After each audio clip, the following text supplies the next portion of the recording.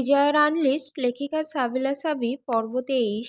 বাইরে মেক্সিকো সিটির ব্যস্ত রাস্তাঘাট, কিন্তু মার্তার অ্যাপার্টমেন্টের ড্রয়িং রুমে আজ এক গম্ভীর ষড়যন্ত্রের আভাস, যার লক্ষ্য কোনো রাজপ্রাসাদ দখল নয়, বরং এক কঠিন হৃদয়ের মানুষের মনে জায়গা করে নেওয়া। লুসিয়া ধপ করে সোফায় বসে একটা দীর্ঘশ্বাস ছাড়ল। ফারহানের সেই পাথুরে চাহনি আর অবহেলা তাকে কুড়ে কুড়ে খাচ্ছে। মার্তা আয়নার সামনে দাঁড়িয়ে নিজের মেকআপ ঠিক করতে করতে হঠাৎ জিজ্ঞেস করলো, আচ্ছা লুসিয়া, ফারহান আসলে ঠিক কেমন মেয়ে পছন্দ করে? কোনো ধারণা আছে তোর? লুসিয়া বিরস মুখে জানালার বাইরে তাকিয়ে উত্তর দিল, কেমন মেয়ে আবার? বাঙালি মেয়েরা যেমন হয়, অনেকটা ওর ওই বোনের মতো, যার মধ্যে একটা অদ্ভুত স্নিগ্ধতা থাকবে, শান্ত মায়াবী, আর সবসময় শাড়ি জড়িয়ে থাকবে। ফারহান বোধহয় আমার শর্ট ড্রেস আর এই রুক্ষ মেক্সিকান মেজাজটা সহ্যই করতে পারে না। মার্তা ঘুরে দাঁড়িয়ে লুসিয়ার চোখের দিকে তাকিয়ে বলল, তাহলে তুইও সেটাই কর, একবার ওর মনের মতো হয়ে চেষ্টা করে দেখ না। লুসিয়া আঁতকে উঠে ঝামটা দিয়ে উঠল, কি বলছিস তুই?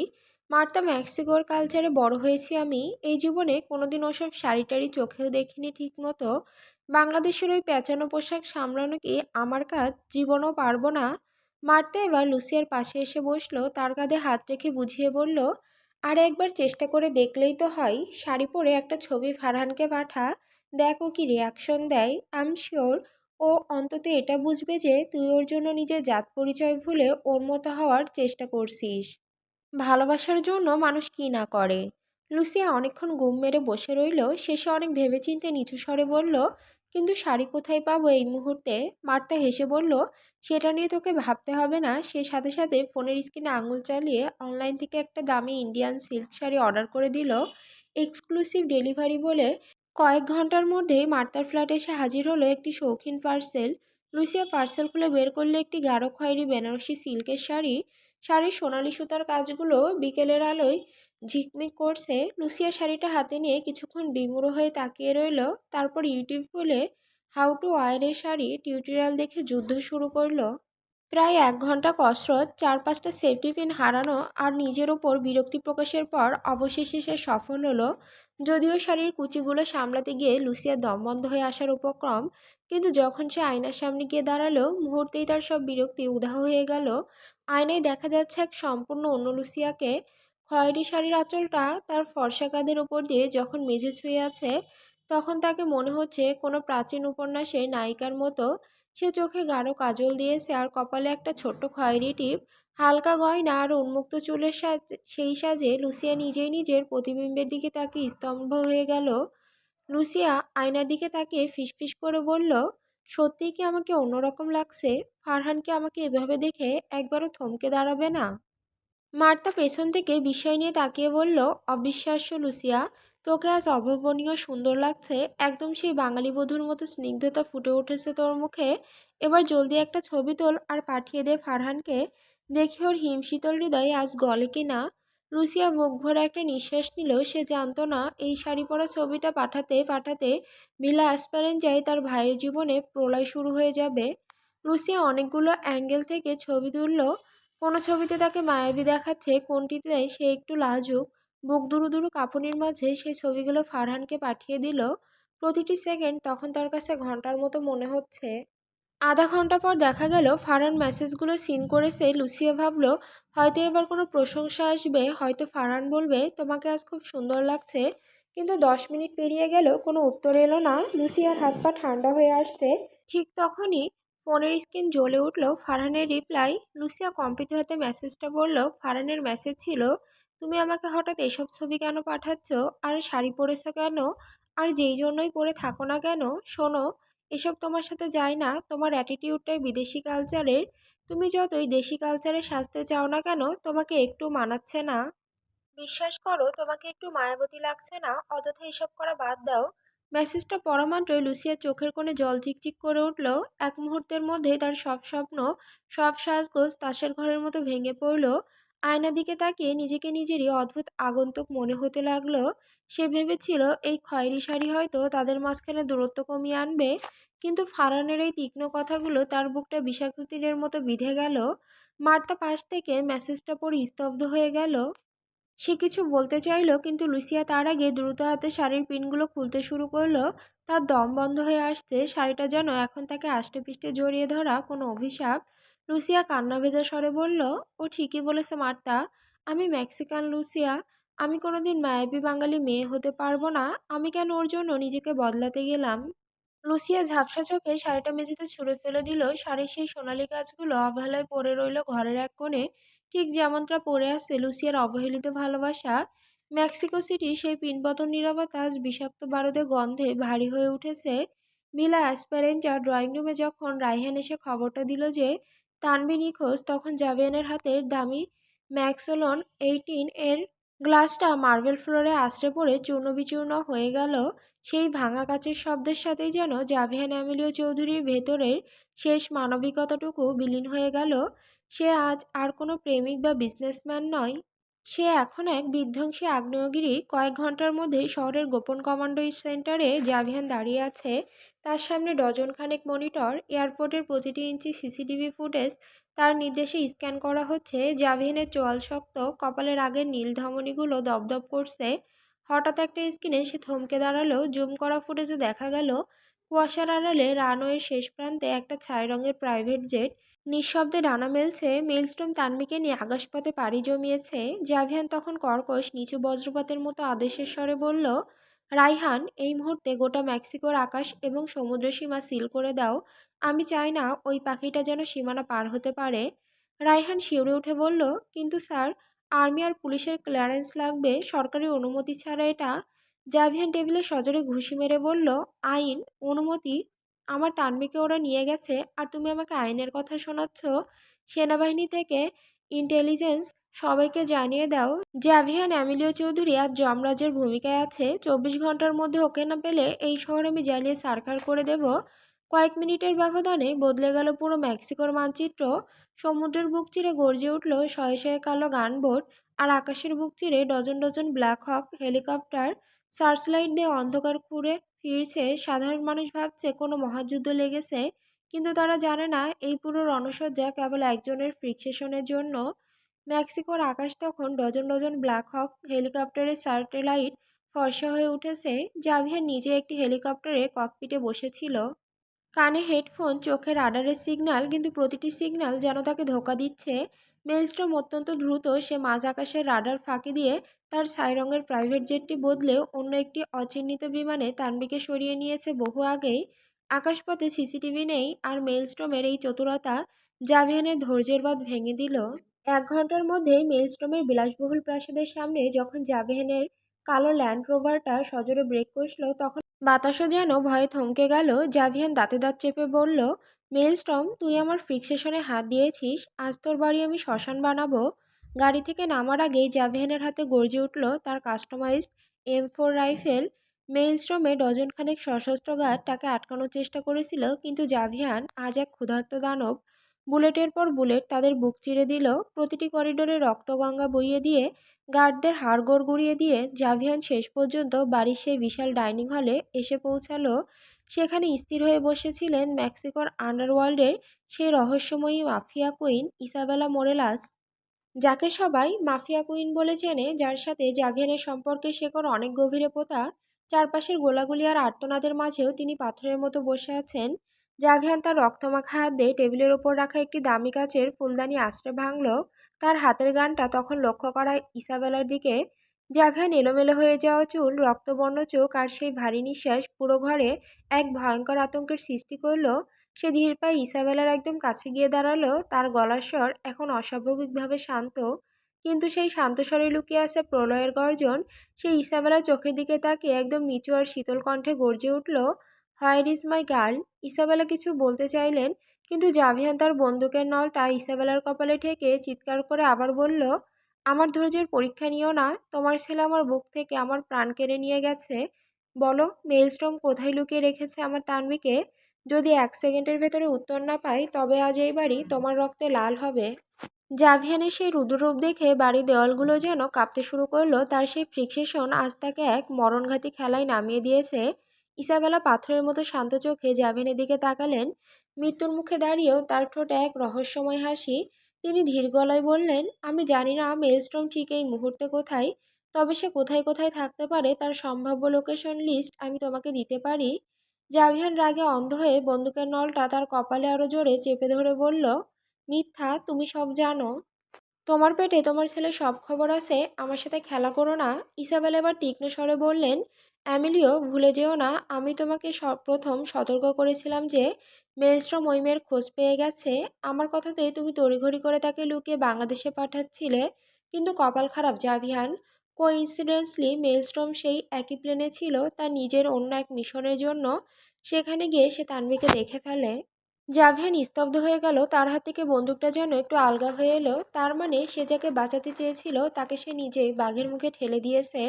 ইসাবেলা তখন বলল, মেলস্ট্রম এখন আর আমার নিয়ন্ত্রণে নেই জাভিয়ান, সে এখন তার নিজের প্যাশন আর রিভেঞ্জ নিয়ে খেলছে। আমি তোমাকে লিস্টটা দিচ্ছি, কিন্তু মনে রেখো মেলস্ট্রমের আস্তানা থেকে ফিরে আসা সহজ নয়। জাভিয়ানের রক্তবর্ণ চোখ দুটোই তখন অবিশ্বাসের ছায়া। সে বুঝল এই খেলায় খুঁটি চালার আগেই সে হেরে বসে আছে, কিন্তু জাভিয়ান এমিলিও চৌধুরী হার মানার পাত্র নয়। জাভিয়ান ঠান্ডা কণ্ঠে বলল, লিস্টটা দাও, আর যদি তোমার কোনো ইনফরমেশন ভুল হয় তবে মনে রেখো এই বাড়িটা তোমার কবর হতে 1 সেকেন্ডও সময় লাগবে না। জাভিয়ান লিস্টটা ছিনিয়ে নিয়ে ঘুরে দাঁড়ালো। তার চোখে তখন যুদ্ধের দাবানল। সে মেইলস্ট্রমের প্রতিটি ডেন চুরমার করে হলেও তা তানবিকে ফিরিয়ে আনবে। আজ মেক্সিকোর আকাশে কেবল রক্তের রং দেখা যাবে। সমুদ্রের উত্তাল নীল জলরাশি ঠিক মাঝখানে এক নিঃসঙ্গ দানবের মতো দাঁড়িয়ে আছে গ্রে শ্যাডো। এটি কোনো সাধারণ রাজপ্রাসাদ নয়, বরং এক বিচ্ছিন্ন পাহাড়ের চূড়ায় খোদাই করা এক মরণঘাতী দুর্গ। দুর্গের দেওয়ালগুলো আগ্নেয় শিলা আর ধূসর মার্বেলের এক অদ্ভুত মিশেল, যা দেখে মনে হয় পাথরগুলো যেন জীবন্ত মানুষের রক্ত চুষে এই বর্ণ ধারণ করেছে। দুর্গের ভেতরে কোনো জানালা নেই, বাইরের পৃথিবীর আলো সেখানে প্রবেশাধিকার পায় না। ঘরের মেঝেগুলো স্বচ্ছ কাচের, যার নিচে গভীর নোনা জলে কিলবিল করছে বিষাক্ত সামুদ্রিক সাপ আর কাঁকড়া বিছা। করিডোরে দেওয়াল জুড়ে ঝোলানো মেইলস্টোমের পূর্বপুরুষদের তৈলচিত্র, যাদের প্রত্যেকের চাহনিতে এক আদিম হিংস্রতা আর আধিপত্যের তৃষ্ণা। কৃত্রিম নীলচে আলোয় পুরো আবহাওয়াটা হাড়হিম করা এক বিশদ বয়ে নিয়ে বেড়ায়। তানবীর যখন প্রথম জ্ঞান ফিরল তখন তার মনে হলো সে কোনো কবরের অন্ধকারে শুয়ে আছে। মাথাটা অসম্ভব ভারী, চোখের মণি নড়াচড়া করতেও কষ্ট হচ্ছে। নাকে ঝাপসা এক ক্লোরোফর্মের গন্ধ আর ভ্যাপসা এক ভয়ের ঘ্রাণ। সে অনুভব করল সে একটি বিশালাকার কাচের প্রকোষ্ঠের মাঝখানে শুয়ে আছে। ধীরে ধীরে সব মনে পড়তে লাগলো তার, সেই মেক্সিকো এয়ারপোর্টের বিশৃঙ্খলা, সেই ধূসর চোখের পাহাড়সম মানুষটা, আর নাকে চেপে ধরা সেই রুমাল। তানবি উঠে বসার চেষ্টা করতেই অস্ফুট এক আর্তনাদ বেরিয়ে এলো তার গলা দিয়ে। ঘরের চারিদিকের দেওয়ালে বড় বড় সব ভিভারিয়াম বা খাঁচা সাজানো, আর সেই কাচের খাঁচাগুলোর ভেতরে কয়েকশো বিষধর বিচ্ছু আর সাপ একে অপরের ওপর কিলবিল করছে। হঠাৎ তানবীর নজর পড়ল তার পায়ের কাছে একটি বিশালাকার কালচে বিচ্ছু লেজ উঁচিয়ে তার পায়ের আঙুলের ঠিক কয়েক ইঞ্চি দূরে স্থির হয়ে আসে। তানবী চিৎকার করে বলল, বাঁচাও, কেউ আছো, দয়া করে আমাকে এখান থেকে বের করো। ঠিক তখনই কক্ষের ভারী লোহার দরজাটা নিঃশব্দে খুলে গেল। অন্ধকারের আড়াল থেকে বেরিয়ে এলো সেই অপার্থিব, অকল্পনীয়, সুন্দর অথচ ভয়ঙ্কর পুরুষ মেইলস্ট্রম। তার পরনে কালো ব্লেজার, গলায় দুলছে এক মোটা সোনালি চেইন, আর গালের সেই ক্রুশচিহ্নটা কৃত্রিম আলোয় এক বিভীষিকাময় আভা ছড়াচ্ছে। মেইলস্ট্রম ধীর পায়ে এগিয়ে এলো। তানবী সে আকাশ ফাটানো আতঙ্ক তাকে স্পর্শও করল না। সে বরং নিচু হয়ে মেঝে থেকে সেই জীবন্ত বিষাক্ত বিচ্ছুটাকে খালি হাতে তুলে নিল। তানবী অবিশ্বাসে পাথর হয়ে গেল যখন দেখল মেইলস্ট্রম নিরসক্ত ভঙ্গিতে সেই বিচ্ছুটাকে নিজের মুখে পুরে দিল। দাঁতের নিচে বিচ্ছুর শক্ত খোলস ভাঙার সেই কর্মর শব্দ তানবীর স্নায়ু অবশ করে দিল। মেইলস্ট্রমের ঠোঁটের কোণ দিয়ে কালো বিষাক্ত রস গড়িয়ে পড়ল। এই বীভৎস দৃশ্য দেখে তানবী আর নিজেকে সামলাতে পারল না। পাকস্থলী উল্টে এক প্রবল বমি করে সে মেঝেতে গড়িয়ে পড়ল।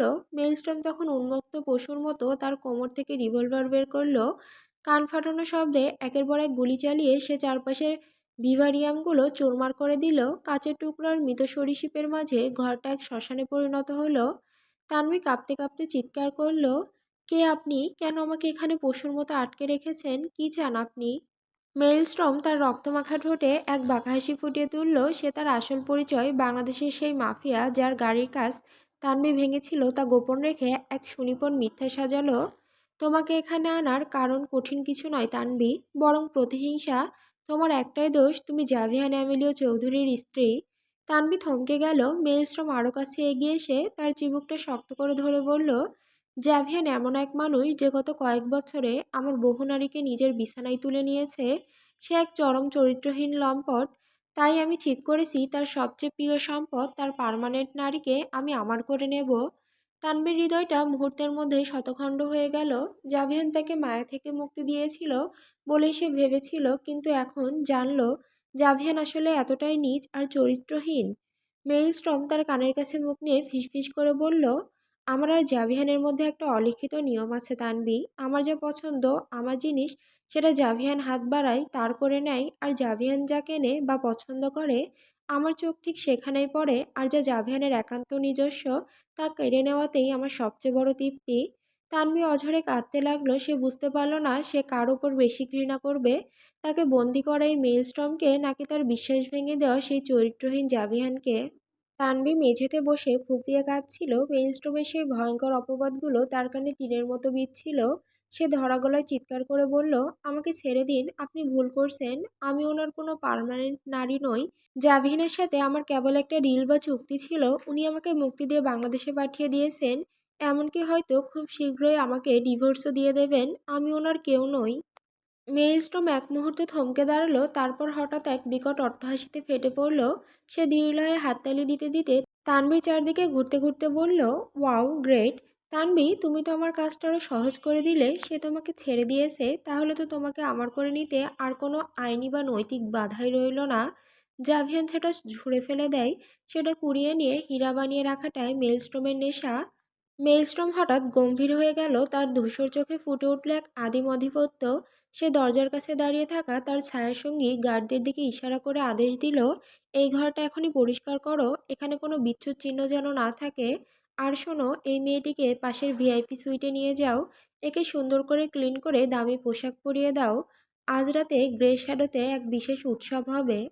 তানভি বাধা দেওয়ার চেষ্টা করলো, কিন্তু মেইলস্টোমের দীর্ঘদেহী নারীরক্ষীরা তাকে একরকম পাজগোলা করে নিয়ে গেল। করিডোর দিয়ে যাওয়ার সময় তানভি দেখল এই বাড়িতে কোনো জানালা নেই, কেবল ধূসর দেওয়াল আর কৃত্রিম আলো। প্রতিটা কোণে সিসিটিভি ক্যামেরার সশস্ত্র প্রহরী। দেয়ালে টাঙানো মেইলস্টোমের পূর্বপুরুষদের ছবি, যাদের সবার চোখ মেইলস্টোমের মতোই শীতল ও ধূসর। আধ ঘন্টা পর গ্রে শ্যাডোর হিমশীতল পাথুরে দেওয়ালের আড়ালে তানভীকে একরকম জোর করে গোসল করানো হলো। মেইলস্টোমে দীর্ঘদেহী নারীরক্ষীরা যান্ত্রিক হাতে তার শরীরে ধুলো আর ক্লান্তি ধুয়ে দিলেও মনের ওপর জমে থাকা বিষাদের মেঘগুলো সরাতে পারল না। তারা তানভীর শরীরের ওপর চাপিয়ে দিল রক্তবর্ণের এক দামি সিল্কের গাউন। সিল্কের সেই মসৃণ স্পর্শও আজ তানভীর চামড়ায় আগুনের মতো বিচ্ছে। বিশাল এক সোনালি ফ্রেমের আয়নার সামনে দাঁড় করানো হলো তাকে। আয়নায় নিজের পাণ্ডুর রক্তহীন মুখটা দেখে তানভী শিউরে উঠল। তার মনে হলো সে জাভিয়ানের সাজানো সোনার খাঁচা থেকে মুক্তি পেয়ে এখন এক অন্ধকার পাথরের নরকে এসে আশ্রে পড়েছে। কিন্তু শরীরের এই বন্দিত্বের চেয়েও তার হৃদয়ে এখন সহস্রগুণ বেশি রক্তক্ষরণ হচ্ছে মেইলস্টোমের দেয়া সেই বিষাক্ত তথ্যে। জাভিয়ান কি সত্যিই এতটাই চরিত্রহীন? এই প্রশ্নটা তাকে কুরে কুরে খাচ্ছে। তানভি আয়নায় নিজের প্রতিবিম্বের চোখের দিকে তাকিয়ে অস্ফুট স্বরে বিড়বিড় করতে লাগলো, জাভিয়ান, তবে কি ওই মায়াবী চাহনি, ওই আগলে রাখা সবই ছিল নিপুণ অভিনয়? তুমি কি সত্যি আমাকে স্রেফ একটা ব্যবসায়িক ডিল হিসেবে ব্যবহার করেছিলে? মেইলস্টোমে সেই পৈশাসিক কথাগুলো তার কানের কাছে বারবার প্রতিধ্বনিত হচ্ছে। সে ভাবতে পারছে না যে জাভিয়ান, যার বুকে মাথা রেখে সে এক চিলতে আশ্রয়ের স্বপ্ন দেখেছিল, সে আসলে মেইলস্টোমের মতো মানুষের সাথে নারীদের নিয়ে এক নোংরা প্রতিযোগিতায় লিপ্ত। তানভি মনে মনে বলল, আমি কি তবে এক মিথ্যে মরীচিকার পেছনে নিজের সর্বস্ব হারিয়েছি? যাকে আমার মুক্তিদাতা ভেবেছিলাম, সে কি তবে অন্য কোনো নারীর দীর্ঘশ্বাসের কারণ? মেইলস্টোম যদি সত্যি বলে থাকে, তবে তোমার দেওয়া ওই স্বাধীনতার চেয়ে এই বন্দিত্বই বোধহয় আমার পাওনা ছিল। তার চোখের কোণ বেয়ে এক ফোঁটা অশ্রু গড়িয়ে পড়ল সেই দামি গাউনের ওপর। যে মানুষটার জন্য সে মেক্সিকো ছাড়ার সময় বুক ফাটা আর্তনাদ করেছিল, এখন সেই মানুষটার নাম নিতেও তার ঘৃণা হচ্ছে। বিশ্বাসের সেই বিশাল পাহাড়টা আজ এক মুহূর্তেই ঝড়ে ধূলিসাৎ হয়ে গেল। কয়েক ঘন্টার মধ্যেই গ্রে শ্যাডো ক্যাসেলের একটি গোপন মেডিকেল উইংয়ে এখন সাজ রব। মেলস্ট্রম একটি সাদা বিছানায় শুয়ে আছে। তার মুখমণ্ডল এখন ফ্যাকাশে থেকে নীলচে বর্ণ ধারণ করেছে। তার শরীরে শিরদাঁড়া দিয়ে এক তীব্র যন্ত্রণার কম্পন বয়ে যাচ্ছে। চারপাশে অত্যাধুনিক সব লাইফ সাপোর্ট মেশিন বসানো। মেইলস্ট্রোমের ব্যক্তিগত চিকিৎসক ডক্টর ভিল সজোরে তার নাড়ি পরীক্ষা করছেন। তিনি জানেন মেইলস্ট্রোম যে বিচ্ছুটি খেয়েছে সেটি ছিল মেক্সিকোর সবচেয়ে বিষধর ব্ল্যাক ডেথ ক্রপিয়ন। এই বিচ্ছুর এক ফোঁটা বিষ একজন প্রাপ্তবয়স্ক মানুষকে কয়েক মিনিটের মধ্যেই প্যারালাইজড করে দেওয়ার জন্য যথেষ্ট। মেইলস্ট্রোমের শরীরে তাপমাত্রা অস্বাভাবিকভাবে বেড়ে গেছে। বিচ্ছুর নিউরোটক্সিন বিষ তার স্নায়ুতন্ত্রের উপর আক্রমণ করেছে, যার ফলে তার হৃৎপিণ্ডের গতি বারবার ওঠানামা করছে। কিন্তু আশ্চর্যজনকভাবে সে এখনও বেঁচে আছে। কেন সে মরল না, এর পেছনে রয়েছে মেইলস্ট্রোমের এক ভয়ঙ্কর অতীত অভ্যাস। সে ছোটবেলা থেকে এক বিশেষ পদ্ধতিতে তার শরীরে বিভিন্ন বিষধর প্রাণীর বিষ অল্প পরিমাণে প্রয়োগ করত। বছরের পর বছর বিষের সাথে লড়াই করতে করতে তার রক্তে এখন এক ধরনের প্রাকৃতিক অ্যান্টিভেনম তৈরি হয়ে গেছে। তার লিভার এই বিষ সহ্য করার মতো অস্বাভাবিক ক্ষমতা অর্জন করেছে। বিষ তাকে মেরে ফেলতে পারছে না ঠিকই, কিন্তু এক অসহ্য নরক যন্ত্রণার মধ্য দিয়ে নিয়ে যাচ্ছে। তার রক্তে এখন লোহিত রক্তকণিকাগুলো ভাঙতে শুরু করেছে, যা তাকে তীব্র জ্বরের ঘোরে আচ্ছন্ন করে ফেলেছে। বিছানায় শুয়ে যন্ত্রণায় কাতরাতে কাতরাতেও মেইলস্টোমের ঠোঁটে সেই অদ্ভুত হাসি। ডাক্তাররা আপ্রাণ চেষ্টা করছেন তার রক্ত থেকে বিষ দূর করতে, কিন্তু মেইলস্টোম যেন কোনো এক ঘোরের রাজ্যে বিচরণ করছে। যন্ত্রণায় তার কপালে ঘাম আর রক্তের বিন্দু জমেছে, কিন্তু তার ঠোঁটের কোণে ঝুলে আছে সেই রহস্যময় বিজয়ের হাসি। সে জ্বরের ঘোরে বিড়বিড় করে বলতে লাগলো, তানবি দেখো, আমি বিষকেও আজ অমৃতের মতো হজম করে নিয়েছি। এই বিষ আমাকে মারতে পারবে না, আমি মরবো না। মৃত্যু আমাকে ছোঁয়ার সাহস পাবে না, কারণ আজ আমার কাছে আমার বহু মাসের সাধনা আছে। আজ আমার কাছে আমার তানবি আছে। একজন চিকিৎসক মেইলস্ট্রমকে শান্ত করার জন্য ইনজেকশন দিতে গেলে সে এক ঝটকায় তার হাত সরিয়ে দিল। তার ধূসর চোখ দুটো এখন রক্তবর্ণ, সেই চোখে অসহ্য যন্ত্রণা থাকা সত্ত্বেও এক পৈশাসিক আনন্দ চিকচিক করছে। মেইলস্ট্রম অস্ফুট স্বরে বলল, এই তুচ্ছ বিষ আমার কি ক্ষতি করবে? যে হৃদয়ে মাসের পর মাস ধরে তানবিকে পাওয়ার তৃষ্ণা বয়ে বেরিয়েছি, সেই তৃষ্ণায় আগুনের কাছে এই বিশ্বর বিষ তো নগণ্য। বিষ তো আমাকে নীল করতে পারে, কিন্তু আমার জয়কে তো আর কেড়ে নিতে পারবে না। আমি ওকে পেয়েছি, আমি মরে গিয়েও যদি ওকে নিজের করে রাখতে পারি, তবে সেই মৃত্যু আমার কাছে জান্নাত। সে হাসপাতালের সাদা চাদরটা মুচড়ে ধরল। তার বুকের ধুকপুকানি বেড়ে যাচ্ছে। মেশিনগুলো উচ্চস্বরে বিপিং করছে, কিন্তু মেইলস্ট্রমের কানে তখন কেবল তানবি সেই ভয়ার্ত চিৎকারের প্রতিধ্বনি বাজছে। সে অনুভব করতে চাইছে এই প্রথম সে জাভিয়ান চৌধুরীকে এমন এক জায়গায় আঘাত করেছে যে ক্ষত কোনোদিন শুকাবে না। চিকিৎসকরা তাকে সিডেটিভ দিয়ে ঘুম পাড়ানোর চেষ্টা করতে লাগলেন, কিন্তু অবচেতন মনেও মেইলস্ট্রম যেন তানবীর নাম উচ্চারণ করে যাচ্ছিল। তার কাছে এই শারীরিক যন্ত্রণা আজ এক পরম পুরস্কারের মতো মনে হচ্ছে, কারণ এই যন্ত্রণার ওপারেই সে তার বহু আরাধ্য তানবীকে বন্দি করে রেখেছে। তানবীকে যখন ভিআইপি সুইট থেকে তার জন্য বরাদ্দ করা রুমে নিয়ে যাওয়া হচ্ছিল, করিডোর দিয়ে যাওয়ার পথেই তার চোখে পড়ল ওপেন ডোর মেডিকেল ইউনিটে সে বীভৎস দৃশ্য। রক্ষীদের কড়া পাহারার মাঝেই সে এক মুহূর্তের জন্য থমকে দাঁড়ালো। ভিতরে তখন জমের সাথে লড়াই চলছে মেইলস্ট্রমের। তানবী দেখল বিছানায় শুয়ে থাকা মেইলস্ট্রমের শরীরটা বেশের নীলচে রঙে ফ্যাকাশে হয়ে গেছে। ডাক্তাররা মরিয়া হয়ে তার মুখে অক্সিজেন পাইপ ঢোকানোর চেষ্টা করছে, আর প্রতিবার পাম্প করার সাথে সাথে তার মুখ ও নাক দিয়ে কালচে রঙের জমাট বাঁধা রক্ত ছিটকে বেরিয়ে আসছে। মেলস্ট্রমের শরীরটা যন্ত্রণার ধনুকের মতো বেঁকে যাচ্ছে, কিন্তু তার চোখের সেই স্থির উন্মাদনা যেন এখনো তানবীকে তাড়া করে ফিরছে। তানবীর ভয়ে দেয়ালে পিঠ ঠেকিয়ে দিল। তার আত্মা যেন খাঁচাবন্দি পাখির মতো ছটফট করতে লাগলো। তানবী মনে মনে বলল, এই লোকটা মানুষ নয়, এক আদিম পিশাচ যে অবলীলায় নিজের জীবন নিয়ে এভাবে পাশবিক খেলা করতে পারে। সে আমার মতো একটা মেয়েকে ছিঁড়ে খেতে দুবার ভাববে না। জাভিয়ান জাভিয়ান হয়তো চরিত্রহীন হতে পারে, কিন্তু সে অন্তত এই লোকটার মতো এমন পৈশাচিক আর বিকৃতমনা ছিল না। মেডিকেল ইউনিটের সেই হুলস্থুলুস কাণ্ড আর ডাক্তারদের ছোটাছুটি দেখে তানবীর মনে এক পলকের জন্য পালানোর চিন্তা উকি দিয়ে গেল। সে চারিদিকে তাকালো, হয়তো এই বিশৃঙ্খলার সুযোগে সে বের হতে পারবে, কিন্তু পরক্ষণেই তার সেই আশা ধূলিসাৎ হয়ে গেল। করিডোরের প্রতিটি ইঞ্চি পাথুরে গার্ডদের দখলে। তাদের হাতের অত্যাধুনিক রাইফেল আর নিষ্ক্রিয় চাহনি বলে দিচ্ছে, মেইলস্টোম যদি মারাও যায়, তবে এই জীবন্ত কবর গ্রে শ্যাডো থেকে তানবীর লাশ ছাড়া আর কিছুই বের হতে পারবে না। নারীরক্ষীরা তাকে ধাক্কা দিয়ে সামনে এগিয়ে নিয়ে গেল। তানবী টলমল পায়ে হাঁটতে হাঁটতে বিড়বিড় করল, একজনের হাত থেকে বাঁচতে গিয়ে আমি শয়তানের ডেরায় এসে পড়লাম। আল্লাহ, আমার কপালে আর কত লাঞ্ছনা বাকি আছে। সে যখন তার জন্য বরাদ্দকৃত বিলাসবহুল সুইট রুমে ঢুকলো, তখন পেছনের ভারী দরজাটা এক অমোঘ শব্দে বন্ধ হয়ে গেল। বাইরের সেই মরণ চিৎকার ছাপিয়ে এখন এক নিস্তব্ধতা তাকে ঘিরে ধরল, যে নিস্তব্ধতা মৃত্যুর চেয়েও ভয়ঙ্কর। মেক্সিকোর অন্ধকার জগতের ইতিহাসে এমন তাণ্ডব আগে কখনো কেউ দেখেনি। জাভিয়ান এমিলিও চৌধুরী আজ এক জ্বলন্ত আগ্নেয়গিরি। ইসাবেলার দেওয়া লিস্টের প্রথম 3টি আস্তানায় জাভিয়ান তার নিজস্ব কমান্ডো বাহিনী নিয়ে হানা দিয়েছে। এক একটি ডেন এসে যেন ঝড়ের মতো প্রবেশ করছে। বুলেটের গর্জনে আকাশ বাতাস প্রকম্পিত হচ্ছে, কিন্তু প্রতিটি আস্তানা শেষ প্রান্তে গিয়ে সে যা পাচ্ছে তা হলো কেবল শূন্যতা। মেলস্ট্রম অত্যন্ত সুকৌশলে তার প্রতিটি ঘাঁটি আগেভাগে খালি করে দিয়েছে। জাভিয়ান যে কয়টি বাড়িতে হামলা চালিয়েছে, সেখানে কেবল লাশ আর পোড়া বারুদের গন্ধ ছাড়া তানভীর কোনো চিহ্নই নেই। তৃতীয় আস্তানায় জাভিয়ানের লাথি মেরে একটা লোহার দরজা ভেঙে ভেতরে ঢুকলো। তার হাতে ধরা M4 রাইফেলটা তখনও উত্তপ্ত। মেঝেতে পড়ে থাকা শেষ গার্ডের মাথায় পা চেপে ধরে সে গলায় সর্বোচ্চ শক্তি দিয়ে চিৎকার করলো, কোথায় সে? বল মেলস্ট্রম, কোথায় লুকিয়ে আছে? গার্ডটি যন্ত্রণায় গোঙাতে গোঙাতে বলল, জানি না, বস কাউকে কিছু বলেনি। সব জেট আর গাড়ি আলাদা আলাদা দিকে গেছে।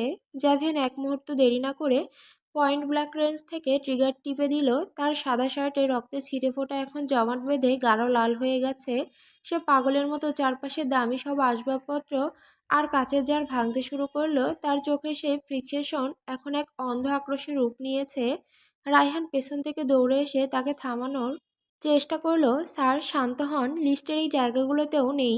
মেলস্ট্রম আমাদের বিভ্রান্ত করছে, সে হয়তো শহর থেকে অনেক দূরে কোথাও চলে গেছে। জাভিয়ান রায়হানের কলার চেপে ধরে দেওয়ালে আছড়ে ফেললো। তার কণ্ঠস্বর এখন মানুষের নয়, কোনো হিংস্র পশুর মতো শোনালো, শান্ত হব, আমার শরীরের প্রতিটি কোষ জ্বলছে রায়হান। মেলস্ট্রম আমাকে চেনে না, সে ভেবেছে লিস্ট দিয়ে আমাকে গোলকধাঁধায় রাখবে। আমি পুরো মেক্সিকো মাটি খুঁড়ে বের করব, যদিও এই মাটির ওপর থাকে, তবে ওর রক্ত আজ আমি পান করব। জাভিয়ান পকেট থেকে তার ফোনটা বের করে স্পেশাল ইন্টেলিজেন্স ইউনিটকে ডায়াল করলো।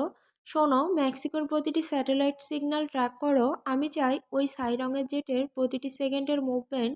যদি কোনো রাডার ডিসকানেক্ট হয়ে থাকে, তবে তার শেষ লোকেশন থেকে শুরু করে 500 মাইল ব্যাসার্ধের মধ্যে যা কিছু আছে সব স্ক্যান করো। I want her back.